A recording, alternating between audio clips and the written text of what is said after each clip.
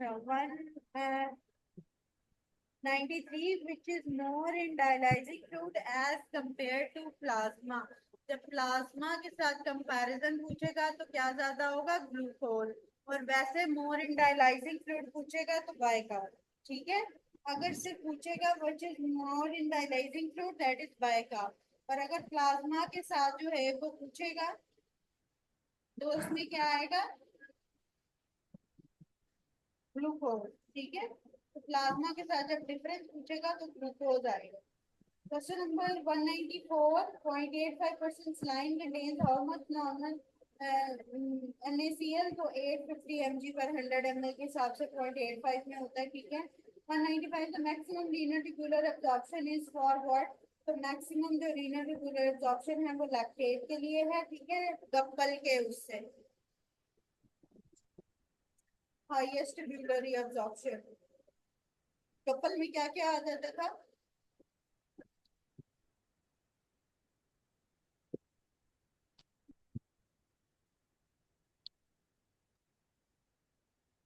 Very good. और हप्पल, हप्पल किसके है, नेगेटिव मेम्ब्रेन के लिए। और हप्पल में क्या क्या आता है, हेपरिन।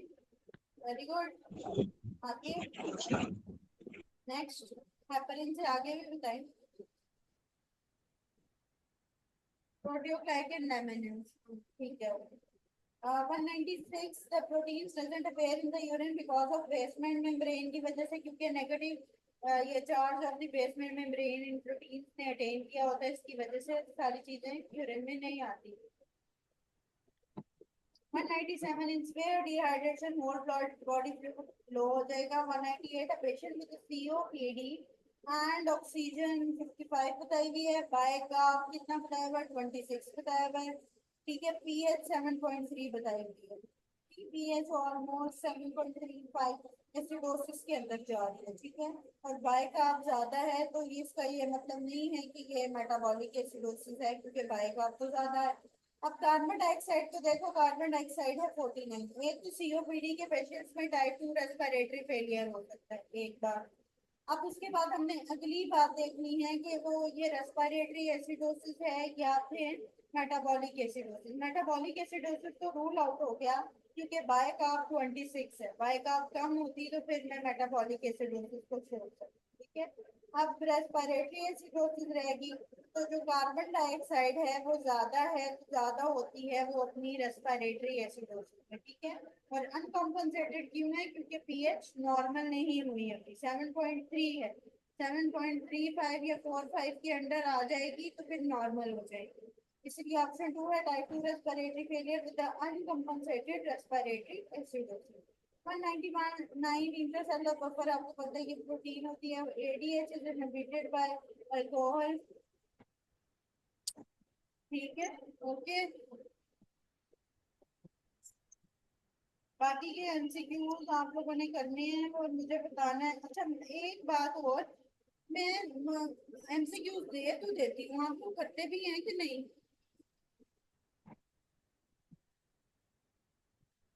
मुझसे कोई क्वेश्चन नहीं पूछता, मतलब सब समझ आ जाती है या वैसे कुछ भी समझ नहीं आती? अगर कोई आपसे क्वेश्चन ना पूछे ना तो उसके दो ही बनते हैं, या तो आप लोगों को मेरी कुछ समझ नहीं आई या आप लोगों को मेरी सब समझ आती है। समझ आ जाती है, चलो अच्छी बात है, फिर तो ठीक है। ग्रुप में भी डिस्कस, हाँ ग्रुप में तो डिस्कस जरूर किया करो, क्योंकि इट्स वेरी इंपॉर्टेंट। क्योंकि ना जब आपको एक दूसरे बंदे से जो पता चलता है उसका भी रिवाइज होता है, आपको भी। ठीक है, सही है। अच्छा, रट्टा तो फिर भी जब ये करते जाओगे ना, अभी तो एसकेएस में भी यही एमसीक्यूज आएंगे, तो रट्टा तो आपका वैसे ही लगता है। समझ आनी जरूरी है। ठीक है। पहले ना पीछे से कॉन्सेप्ट एक दफा बस समझ लो। थ्योरी करने से एक ही दफा जरूरी है, थ्योरी बार बार नहीं करनी। एक दफा करो जरूर, अपनी थ्योरी बुक से भी करो, कॉन्सेप्ट समझो। क्या पढ़ा तो आप लोगों ने ये हुआ ही है ना, फाइनल ईयर तक तो ये सब कुछ पढ़ते ही आते हैं। बस इसको रिवाइज एक किस्म का करना होता है, तो वो थ्योरी बुक से बंदा कर लेगा। चलो सही है, ठीक है। अच्छा, अब हम शुरू करते हैं रीनल पैथोलॉजी के कुछ थोड़े से क्विक पॉइंट्स कर लेते हैं। रीनल पैथो करके कल हमारी वो भी कवर हो, और कुछ का टेस्ट है तो कुछ जो है वो उससे पहले पहले हम कवर कर लेते हैं। ठीक है, शुरू करें रीनल पैथो।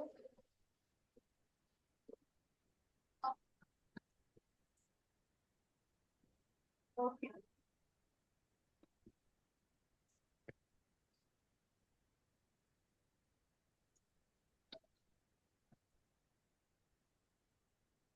एक मिनट।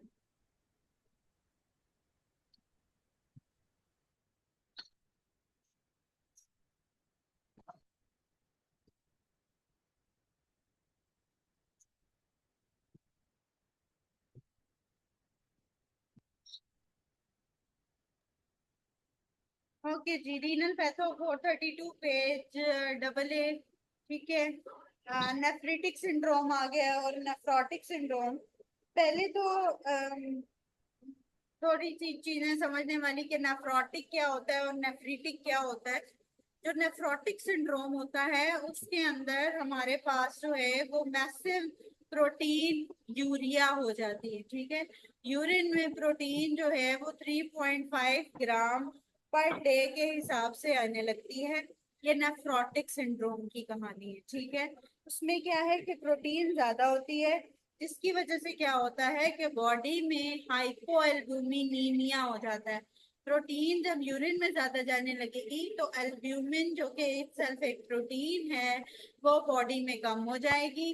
जब हाइपो एल्ब्यूमिनीमिया होता है तो बॉडी में अडीमा हो जाता है।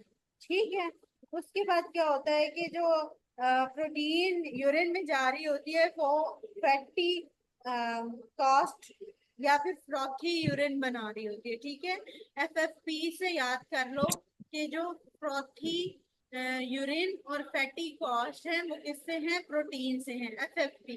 ठीक है, फैटी कॉस्ट और फ्रॉथी यूरिन नेफ्रोटिक सिंड्रोम में आपको मिलता है, प्रोटीन्स की वजह से होता है। ठीक है, और हाइपोएल्ब्यूमिनीमिया होता है और मैसिव प्रोटीन यूरिया होता है। ठीक है, जो बोलो नेफ्रिटिक। इसको। जी, बहुत ज्यादा सुना भाई।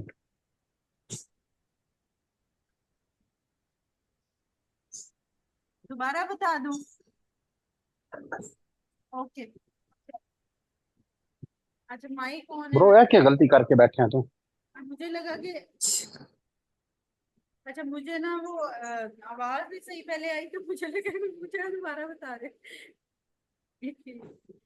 कर दिया मूव कर दिया।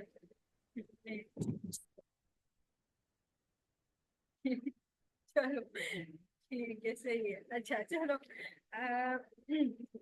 तो क्या है कि नेफ्रिटिक सिंड्रोम में हिमाचूरिया होगा आपके पास, आरबीसी कास्ट आएंगे और प्रोटीन यूरिया भी 3.5 ग्राम पर डेसीलीटर से कम होगा। ठीक है, तो नेफ्रोटिक और नेफ्रिटिक का फर्क हो गया। ठीक है, उसके बाद क्या है कि जो नेफ्रोटिक सिंड्रोम है ना उसके अंदर आपके पास एल्ब्यूमिन यूरिया के साथ और सॉल्ट रिटेंशन के साथ एमसीक्यूज आ सकते हैं, जैसे कि अभी हमने पीछे पढ़ा था एक। ठीक है, और वाटर और सॉल्ट रिटेंशन के साथ मेनली नेफ्रिटिक सिंड्रोम के आ रहे होते हैं। ठीक है, तो प्रोटीन का मेनली नेफ्रोटिक सिंड्रोम में लाजमी जिक्र किया जाता है क्योंकि उसमें 3.5 ग्राम पर डे से ज्यादा होती है, इसलिए। अब वो वाले पॉइंट्स जो मेनली एमसीक्यूज में हमारे पास आते हैं कि अडल्ट के अंदर नेफ्रोटिक सिंड्रोम मोस्ट कॉमन कौन सा होता है। ठीक है, और बच्चों में नेफ्रोटिक सिंड्रोम कौन सा होता है।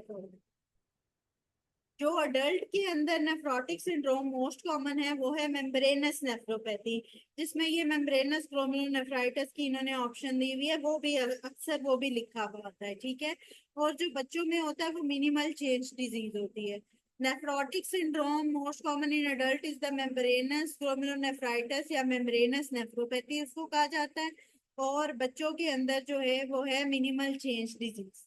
ठीक है, इसके अलावा जो नेफ्रीटिक सिंड्रोम अडल्ट्स के अंदर आता है और जो नेफ्रीटिक सिंड्रोम बच्चों में आता है वो कौन सा कॉमन है। जो नेफ्रीटिक सिंड्रोम अडल्ट्स में कॉमन है वो है आईजीए नेफ्रोपैथी, और जो बच्चों में कॉमन है वो है एक्यूट पोस्ट स्ट्रेप्टोकोकल ग्लोमेरुलोनेफ्राइटिस। ठीक है, बच्चों में जो कॉमन है that is the acute post streptococcal glomerulonephritis, और बड़ों में जो कॉमन है that is the IgA nephropathy. अब हम इन डिजीजेस को थोड़ा थोड़ा सा ओपन करके थोड़ा सा पढ़ लेते हैं कि वे ये होती क्या है और क्यों हो रही। ठीक है, अब नेफ्रोटिक सिंड्रोम में जो मिनिमल चेन डिजीज है उसका क्या एमसीक्यूज आता है, उसमें आपको जो है वो इलेक्ट्रॉन माइक्रोस्कोप पे एफेसमेंट ऑफ पोडोसाइट फुट प्रोसेस आती है। ठीक है, ये फाइनल ईयर में भी हम करते थे, जो पैथोमा में भी अक्सर लिखा हुआ होता था, एफेसमेंट of podocytes of foot process की जो फेसमेंट है वो हमें मिनिमल चेंज डिजीज में मिलती है। फिर एमसीक्यूज क्या आता है मिनिमल चेंज डिजीज का, कि ऐसी नेफ्रोटिक डिजीज या ऐसी किडनी की डिजीज जिसमें बच्चों में स्टेरॉइड देने पे वो ठीक हो जाए, that is the minimal change disease. ठीक है, इसमें स्टेरॉइड दिया जाता है और इसका एक्सीलेंट रिस्पांस आता है स्टेरॉइड्स के, उसमें अगेंस्ट स्टेरॉइड एक्सीलेंट रिस्पांस देती है और ये ठीक हो जाती है। ठीक है, ये दो एमसीक्यूज मिनिमल चेंज डिजीज के साथ आते हैं।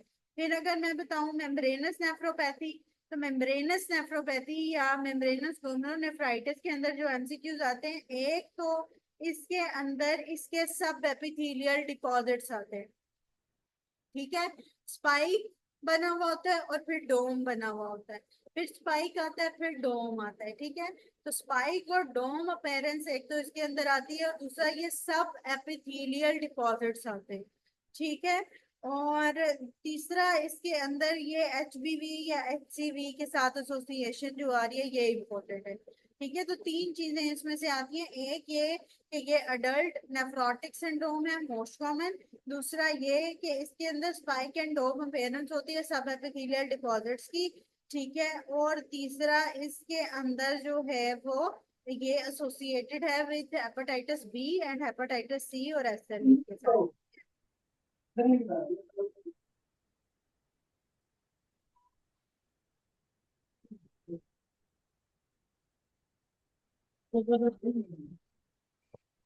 काइंडली म्यूट कीजिएगा अगर कोई क्वेश्चन नहीं है तो। अच्छा,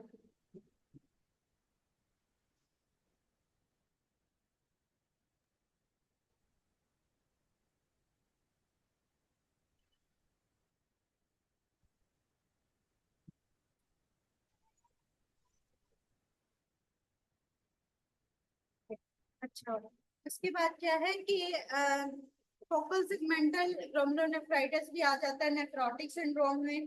ठीक है, उसके अंदर जो एमसीक्यूज आता है, एक तो वो एचआईवी के साथ एसोसिएटेड होता है फोकल।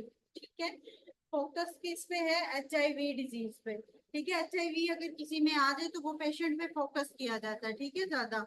ठीक है, तो फोकल जो हमारे पास ग्लोमेरुलोनेफ्राइटिस है सेगमेंटल, एक तो इसके अंदर ये बात आ जाती है कि एचआईवी के साथ है, दूसरा इसके अंदर एक सेगमेंट इन्वॉल्व होता है।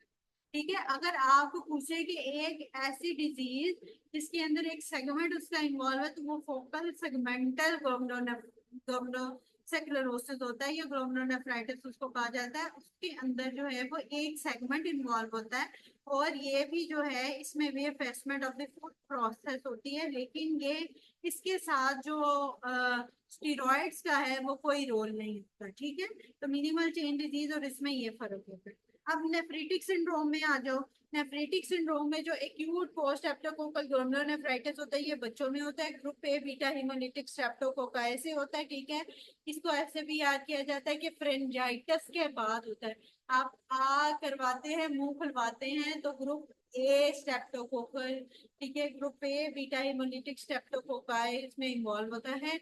और इसके अलावा फ्रेंजाइटिस के बाद जो है वो यूरिनरी इन्फेक्शन आ रहा होता है, कोला कलर्ड यूरिन आ रहा होता है बच्चों को। ठीक है, टाइप 3 हाइपर सेंसिटिविटी रिएक्शन होती है। हाइपर सेंसिटिविटी हम जेनेटिक्स उसके साथ करेंगे इम्यूनोलॉजी में, तो उसको वरीड ना हो, लेकिन टाइप 3 इसके अंदर होती है।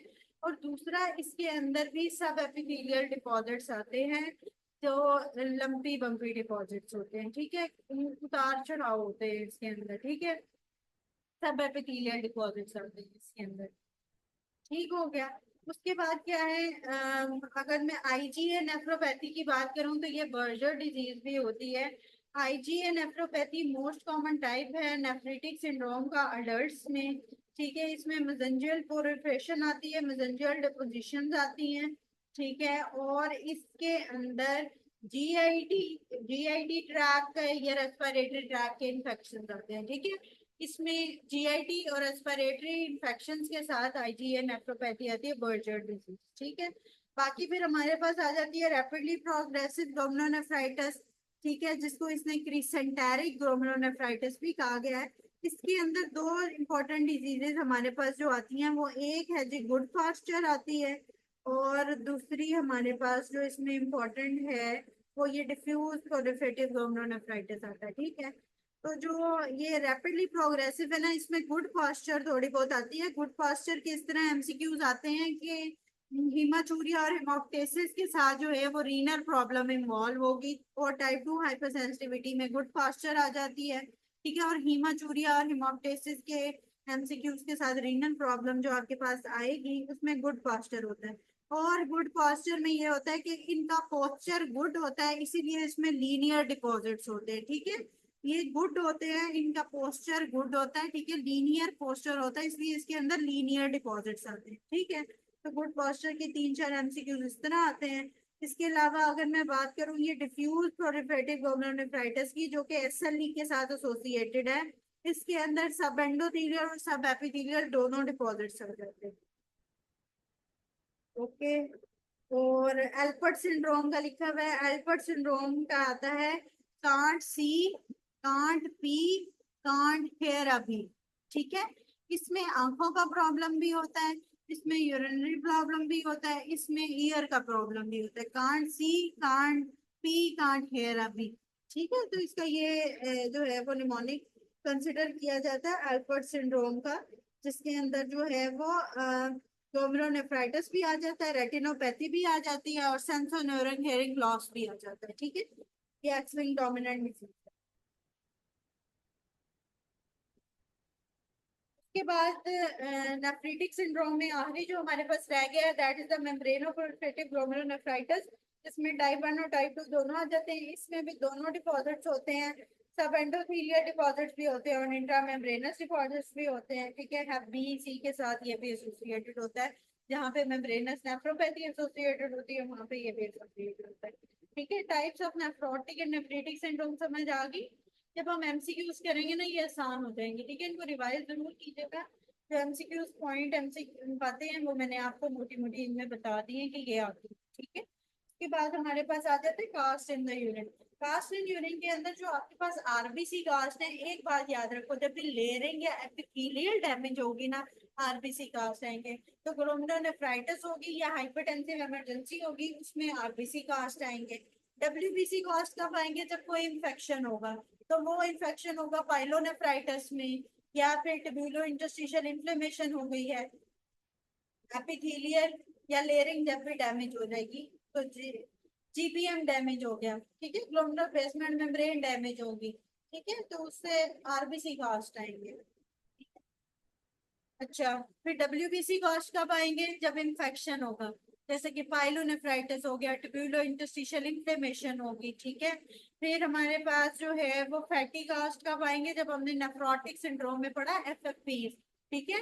फैटी कास्ट, फ्रॉथी यूरिन और प्रोटीन्स, ठीक है। तो एफएफपी जो हमने नेफ्रोटिक सिंड्रोम में पढ़ा उसकी वजह से फैटी कास्ट आ जाएंगे। और ग्रेनुलर कॉज जो है वो एक्यूट ट्यूबुलर नेक्रोसिस के अंदर है, ठीक है।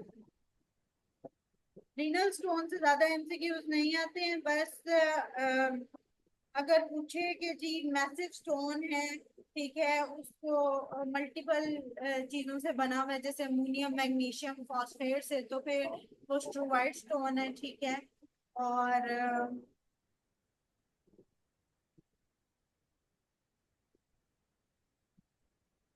बाकी स्टोन से इतने एमसीक्यूज आपके पास नहीं आते, ठीक है।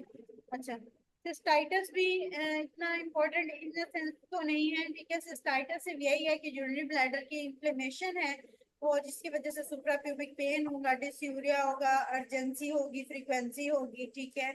और फीवर भी हो सकता है ऐसे पेशेंट को जिसको सिस्टाइटिस रहा हो। और एफएफपी है, एफएफपी है नेफ्रोटिक सिंड्रोम में, फ्रॉथी यूरिन फैटी कॉस्ट और प्रोटीन यूरिया। ठीक है। अच्छा, सिस्टाइटिस के अंदर आपके पास जो है वो क्या है, ई कोलाई मोस्ट कॉमन है। इसके अलावा हनीमून सिस्टाइटिस भी बार दफा आ जाता है, तो हनीमून सिस्टाइटिस भी ई कोलाई की वजह से ही होता है। ठीक है, ये तो ये चीजें आ जाती हैं। बाकी अगर सेक्सुअली एक्टिव वुमेन है और उसके अंदर सिस्टाइटिस मोस्ट कॉमन हो रहा है, तो उसके अंदर स्ट्रेप्टोकोकस सेप्रोफिटिकस भी आ जाता है। ठीक है, ये हम माइक्रोबायोलॉजी में भी करेंगे, तो उसमें आपको इसका डिफरेंस याद हो जाएगा। ठीक है, सेक्सुअली एक्टिव फीमेल्स में सेप्रोफिटिकस ये आ जाता है। ठीक है, स्ट्रेप्टोकोकस सेप्रोफिटिकस। और जो प्रोटियस मिरेबिलस है, इसके अंदर क्या आता है, इसके अंदर ना मोटाइल इसकी मोटिलिटी होती है प्रोटियस मिरेबिलस की। ठीक है, mirabilis M for mirabilis and M for the motility. इसके अंदर मोटिलिटी बहुत ज्यादा होती है इस ऑर्गेनिज्म। ठीक है, तो ये एमसीक्यूज ई कोलाई बस याद रखना है, मोस्ट कॉमन सिस्टाइटिस के लिए वही होता है। और हनीमून सिस्टाइटिस अगर आपको पूछेंगे भी, तो वो भी ई कोलाई से होता है। पाइलोनेफ्राइटिस है, पाइलोनेफ्राइटिस में उसके एक्यूट और क्रॉनिक फॉर्म दोनों हो सकती है। ठीक है, किडनी का इंफेक्शन है। ठीक है, वो किसी भी वजह से हो सकता है। अगर वो यूटीआई के बाद जो है वो हुआ पाइलोनेफ्राइटिस, तो भी हो सकता है। ठीक है, शॉर्ट फीमेल्स में याद ज्यादा होता है शॉर्ट यूरेथ्रा की वजह से। ठीक है, E coli most common cause है। एक्यूट इंटरस्टिशियल नेफ्राइटिस जो है वो ड्रग्स की वजह से हो सकता है। ठीक है, रीनल पेपिलरी नेक्रोसिस जो है ये स्लफिंग ऑफ हो जाती है रीनल पेपिला की। ठीक है, पेपिलरी नेक्रोसिस होती है, स्लफिंग ऑफ हो जाती है। और ये भी किसी डिजीज के साथ या फिर ड्रग्स के साथ एसोसिएट होती है। इनके इतने एमसीक्यूज नहीं आते, इसलिए मैं इस पे ज्यादा जो है वो टाइम नहीं लगा रही। फिर ट्रांसुडेट और एक्सुडेट से आपको पता है कि जब प्रोटीन लेस देन 3 होगी तो ट्रांसुडेट, प्रोटीन ग्रेटर देन 3 होगी तो एक्सुडेट। ठीक है, फिर क्या होता है, एलडीएच का लेवल हम देखते हैं।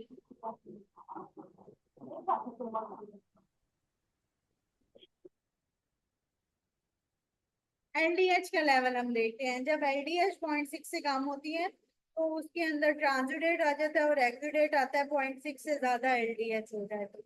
ठीक है, ये प्लूरा के साथ उसने लिखा हुआ है, क्योंकि ये जो हम लाइट्स क्राइटेरिया होता है ना, प्लूरल एफ्यूजन के अंदर हम ये एलडीएच और प्रोटीन चेक करते हैं, उसको हम लाइट्स क्राइटेरिया कहते हैं। यहाँ पे इसने अल्लाह ही जाने लाइट्स क्राइटेरिया को क्यों डिफाइन किया, ये रीनल का चैप्टर है और वो हमें रेस्पिरेटरी पढ़ा रहा है। ठीक है, तो लेकिन ये उसने उसको ट्रांसुडेट और एक्सुडेट को ये प्लूरा के साथ इसलिए लिखा है क्योंकि ये लाइट्स क्राइटेरिया के कंपोनेंट है। ठीक है, जिसमें एलडीएच 0.6 से कम होगी प्लूरा और सीरम की रेशो में, तो वो ट्रांसुडेट होगा। अगर ज्यादा होगी रेशो तो 0.6 से ज्यादा, तो वो जो है वो एक्सुडेट होगा। ये प्लूरल फ्लूइड की ट्रांसुडेट और एक्सुडेट को एक्सप्लेन किया है। ठीक है, अच्छा, उसके बाद हमारे पास एक्यूट किडनी इंजरी है। Acute kidney injury pre renal cause हो सकता है, रीनल कॉज हो सकता है, पोस्ट रीनल। प्री रीनल में आपको क्या पता है क्या होगा, ब्लड फ्लो कम हो जाएगा। रीनल के अंदर क्या होगा, रीनल कोई प्रॉब्लम होगी, कोई डिजीज होगी। ठीक है, पोस्ट रीनल के अंदर जो है वो आगे उसके बाद जो है वो जब एक्सक्रीट आउट हो रहा है सारा फ्लूइड यूरिन, तो उसमें कोई प्रॉब्लम हो सकता है। आपके पास जो ऑप्शंस आती हैं वो प्री रीनल और रीनल कॉजेस की आती हैं। प्री रीनल में क्या होगा कि यूरिन की ऑस्मोलैरिटी ज्यादा रहेगी। क्यों? क्योंकि प्री रीनल अगर फ्लूइड ही कम आया है तो यूरिन जो है वो एक्सक्रीट आउट कम होगा। कम होगा तो जो यूरिन की इस वक्त फ्लूइड एक्सक्रीट आउट कम होगा, और जब वो कम एक्सक्रीट आउट होगा तो यूरिन की कंसंट्रेशन ज्यादा रहेगी, 500 से ज्यादा। ठीक है, उसके बाद वन क्रेटिनिन रेशियो 20 से ज्यादा इंक्रीज कर जाएगी। यूरिन की अपनी सोडियम 20 से कम होगी, क्योंकि पहले ही फ्लूइड इतना नहीं आया है प्री रीनल कॉज में ब्लड फ्लो कम होने की वजह से। तो यूरिनरी सोडियम जो है वो एब्जॉर्प्शन सिक्रीशन कम होने की वजह से कम है। ठीक है, जो रीनल कॉज होती है, इंट्रिंसिक कॉज होती है, उसके अंदर यूरिन की ऑस्मोलैरिटी इटसेल्फ कम होती है, क्योंकि डाइल्यूटेड यूरिन जा रहा होता है। अगर रीनल प्रॉब्लम होता है तो चीजें जो नॉर्मली एब्जॉर्ब होनी होती हैं वो भी नहीं होती, जिसकी वजह से डाइल्यूटेड यूरिन जा रहा होता है। ठीक है, या जो चीजें सिक्रीट आउट होनी है वो नहीं होंगी, तो वो कंसंट्रेशन यूरिन की कम होगी, डाइल्यूटेड यूरिन जा रहा होगा। फिर उसके बाद one creatinine ratio less than 15 इसलिए होगी क्योंकि रीनल सिस्टम इटसेल्फ अफेक्टेड है तो यूरिया और क्रेट जो है वो डैमेज आएंगे, इसलिए उनकी रेशो जो है वो कम हो जाएगी।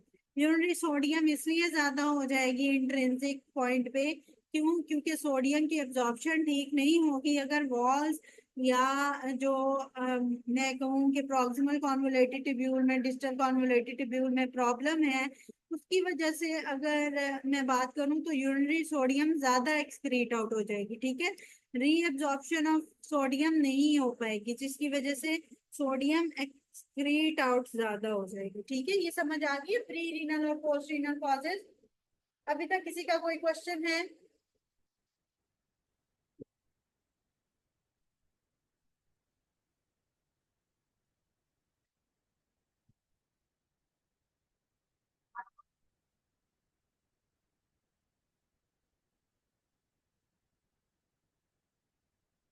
सबको समझ आ गई है?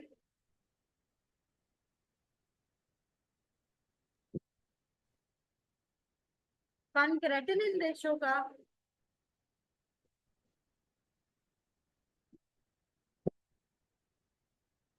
देखो, क्रेटिनिन जो यूरिया है ना वो रीनल कॉज के साथ एसोसिएटेड होता है। जब आप RFT चेक करते हो तो इसका मतलब आप चेक कर रहे हो कि रीनल सिस्टम हमारा ठीक है या नहीं। जब क्रेट भी कम हो जाएगा हमारे पास, ठीक है, और उसके अंदर यूरिया का भी प्रॉब्लम आ जाएगा, तो उसमें हमें पता चलेगा कि रीनल जो सिस्टम है वो ठीक सिक्रीट आउट नहीं कर रहा चीजें। ठीक है, तो उसकी वजह से बनक्रेटिनिन रेशो कम हो जाएगा।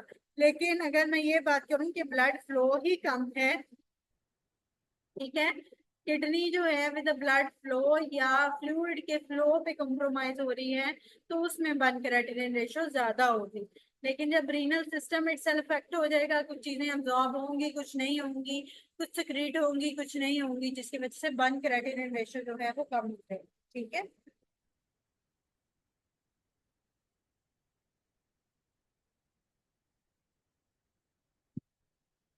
अच्छा, इसके बाद हमारे पास दो चीजें होती है। एक होती है autosomal dominant polycystic kidney disease, और एक होती है autosomal recessive polycystic kidney disease.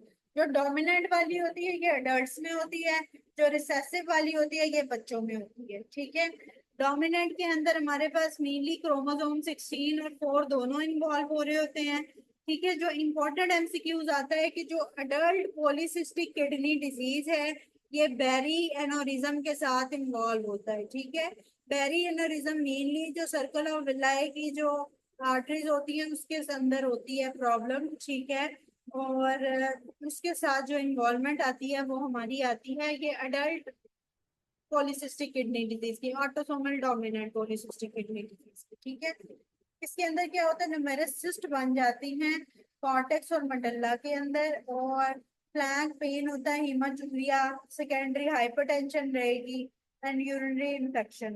ठीक है, तो जो इन तीन इंपॉर्टेंट पॉइंट्स वो यही आते हैं। ठीक है, और उसके अलावा बेरी एनोरिज्म के साथ, माइट्रल वॉल प्रोलैप्स के साथ, हेपेटिक सिस्ट भी आ जाती है, बाज दफा के लीवर सिस्ट इसके साथ एसोसिएटेड होती है। ठीक है, जो autosomal recessive polycystic kidney disease है ये बच्चों में होती है, और उसके अंदर जो है उनके सिर्फ कलेक्टिंग डक्ट्स की डायलिटेशन आती है, सिस्टिक डायलिटेशन आती है कलेक्टिंग डक्ट्स की। और बच्चों में जो है वो इसके साथ जो है वो हेपेटिक फाइब्रोसिस एसोसिएटेड होती है। ठीक है, बच्चों में इसमें हेपेटिक फाइब्रोसिस एसोसिएटेड होती है, बड़ों बड़ों में berry aneurysm, mitral valve prolapse और बिनाइन हेपेटिक सिस्ट जो है वो इन्वॉल्व होती हैं adult autosomal polycystic kidney disease. फिर उसके बाद रीनल सेल कार्सिनोमा है। रीनल सेल कार्सिनोमा में क्लियर सेल्स आपको मिलेंगे। ठीक है, रीनल सेल कार्सिनोमा तीन वर्ड्स हैं, RCNC। ठीक है, रीनल सेल कार्सिनोमा, तो क्रोमोसोम 3 इन्वॉल्व होता है इसमें। ठीक है, तीन वर्ड्स हैं, तीन इन्वॉल्व होता है इसमें जो है वो पेन भी होती है, पल्पेबल मैस भी हो रहा होता है, और हेमाचूरिया भी आ रहा होता है। ठीक है, पॉलीगोनल क्लियर सेल्स इसका एक फीचर है जो रीनल सेल कार्सिनोमा में आ रहे होते हैं। ठीक है, और इसके अलावा जो है वो हमारे पास इसमें जो MCQs वो यही आते हैं रीनल सेल कार्सिनोमा।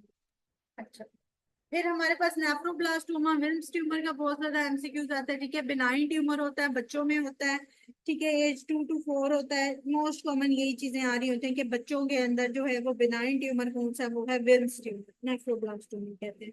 फिर ब्लैडर कैंसर में दो इंपॉर्टेंट कैंसर है, एक transitional cell carcinoma of the bladder है, एक है स्क्वेमस सेल कार्सिनोमा। इसका निमोनिक याद कर लो, सी सौ, और जो बचपन में लिया करते थे ना सी सौ, ये वो। जो squamous cell carcinoma of the bladder है उसके लिए है C S S I. Schistosoma haematobium, उससे हो सकता है। स्टोन से हो सकता है। इनडेवलपिंग कैथेटर जो डाला जाता है उससे हो सकता है squamous cell carcinoma of the bladder. C से क्या है, एसएसआईज हैं जिसके अंदर शिस्टोसोमा है, स्टोन्स हैं और इनडेवलपिंग कैथेटर्स हैं, ठीक है। और जो ट्रांजिशनल सेल कार्सिनोमा होता है ब्लैडर का, वो होता है सौ से, ठीक है। सी सौ है ना, तो सी मैंने पढ़ा दिया, जिसके अंदर स्क्वेमस सेल कार्सिनोमा है। और सौ से क्या है, ट्रांजिशनल सेल कार्सिनोमा, उसके अंदर क्या आएगा, उसमें स्मोकिंग आएगी। सांस है, ये भी है, पंजाबी में सांस को स्मोकिंग, सांस को सा कहा जाता है, ठीक है। आपके पास पेशेंट भी आता है, माधवा मेरा साह उठ खड़े है, ठीक है, साह नहीं मैंने ठीक आ रहा है, ऐसे कहते हैं, कंप्लेन करते हैं, ठीक है। तो साह से उस तरह भी याद कर सकते हैं, उसमें कौन कौन से फीचर्स आ जाएंगे, स्मोकिंग आ जाएगा जो आपका सांस खराब करता है, ठीक है। अमाइंस आ जाएंगे और हाइड्रोकार्बन, ठीक है, मटेरियल, इस तरह की केमिकल मटेरियल जो कि सांस खराब करेंगे, ठीक है। तो ट्रांजिशनल सेल कार्सिनोमा होगा सांस से, और सी से होगा स्क्वेमस सेल कार्सिनोमा, सी से, ठीक है।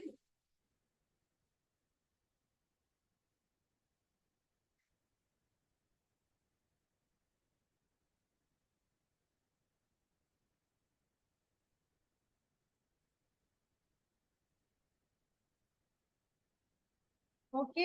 अच्छा, फिर उसके बाद क्या है, हमारे पास एक एमसीक्यू बार बार आता है,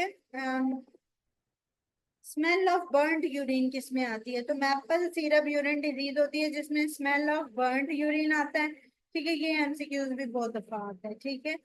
और इसके अलावा यूरेटर के नैरो होने वाले पॉइंट पूछे जाते हैं कि यूरेटर कहाँ कहाँ पे नैरो होता है, तो जहाँ पे ब्लैडर में वो एंटर हो रहा होता है एक, वहां पे वो नैरो होता है, ठीक है।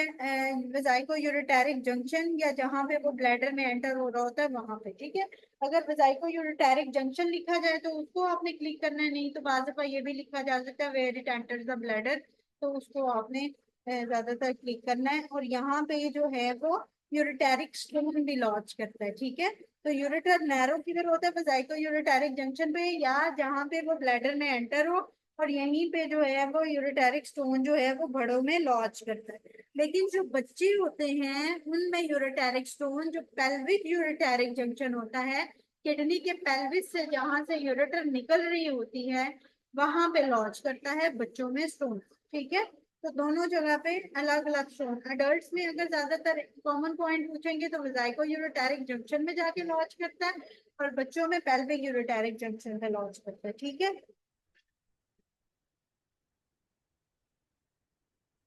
ओके, समझ आ गई है।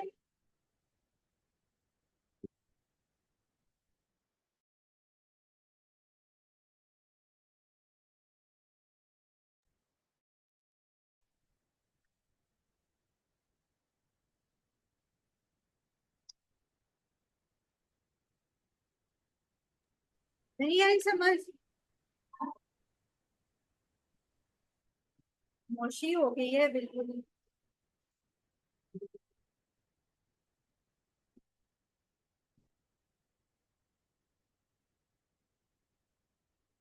ओके।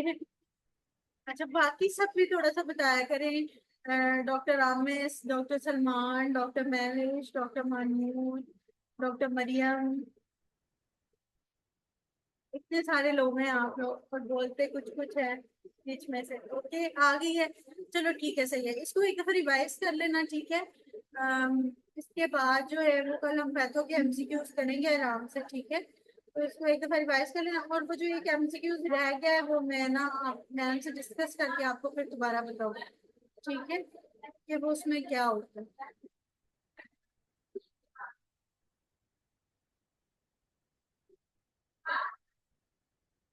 ओके। मैम ई. कोलाई के साथ कौन सा, Honey moon cystitis, honeymoon cystitis.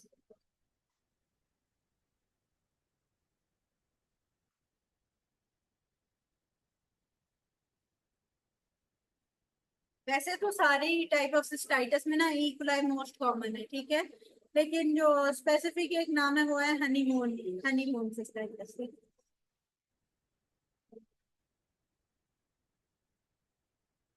ठीक है, चलें, ठीक है, ओके, फिर कल जो है वो पैथो को कंप्लीट करेंगे इंशाल्लाह। कल तक का रिवाइज करें और फिर बाकी एमसीक्यूज कल डिस्कस करते हैं। ओके, अल्लाह हाफिज।